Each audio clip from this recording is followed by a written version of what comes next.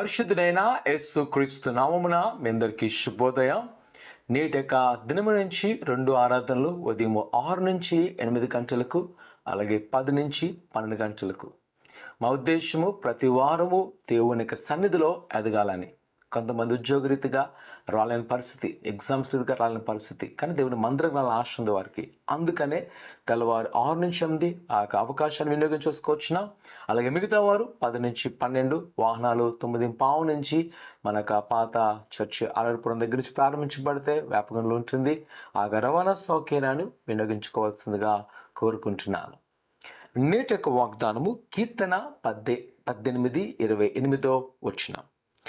నా దేవుడైన యెహోవా చీకటిని నాకు వెలుగుగా చేయను.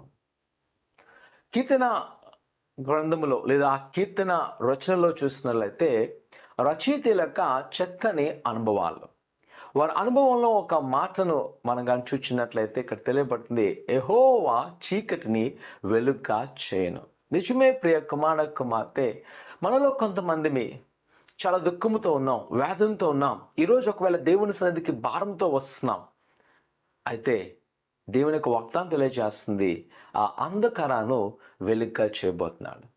ఈరోజు ఒకవేళ నువ్వు కోల్పోయి ఉన్నావు అనుకున్నావేమో, ఈరోజు నీ జీవితంలో ఏమీ జరగదని అనుకున్నావేమో, భయపడక ప్రభువైన యేసుక్రీస్తు చేయగల సమర్థుడు. ఆయన చక్కగా నెరవేర్చగలవాడు. ఈ దినాలు ఒకవేళ నీకు అసాధ్యమేమో, ఇది ఎన్నడూ జరగదని నువ్వు అనుకున్నావేమో, లేదా నీకున్న వనరు కొద్దు కాబట్టి నేను ఎన్నడూ దాన్ని సాధించలేను అనుకుంటున్నావేమో, కానీ నమ్ముతున్నాను నా యేసయ్యకు సమస్తము సాధ్యమే. ఒకవేళ ఈరోజు మనం అడిగినట్లయితే, నన్ను నేను చూస్తున్నాను, ఒకనొక సమయంలో ఓ చీకటి అగాధం నా జీవితంలో ఉండేది. నేను ఏమైనా ప్రాయంలో మరలా నేను చదవగలనా, లేదా మరలా నేను ఒక ఉన్నత స్థితికి వెళ్ళగలనా అనుకున్నప్పుడు, నా ప్రసంగమా, ఆయన నమ్మకంగా ఉన్నప్పుడు, ఆయనందు ఆశ్రయించినప్పుడు ఈరోజు చూడగలుగుతున్నాను ఆయన ఆశీర్వాదం. కాబట్టి యెహోవా చీకటిని వెలుగుగా చేయను. ఈరోజు నీ అంధకార జీవితాన్ని ఆయన వెలుగుగా చేయబోతున్నాడు. ప్రార్థన చేసుకుందాం. ఘనమైన దేవానికి కొందాను, నీ యొక్క ఆశ్చర్యమైన కార్యములతో నీ బిడ్డలను దీవించండి, బలపరచండి.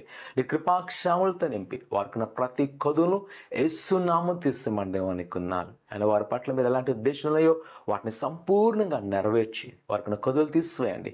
వారిపైనైనా నీ చిత్తం నెరవేరుస్తూ వారు ఏదైతే కోరుకున్నారో ఆ కోరికలు సిద్ధింపచేసి బలపరచుమని, నేను మందిరంకు ఆరాధిస్తున్నగా నీ ఆశ నింపమని యేసు నమ్ముతున్నాం తండ్రి, ఆమేన్.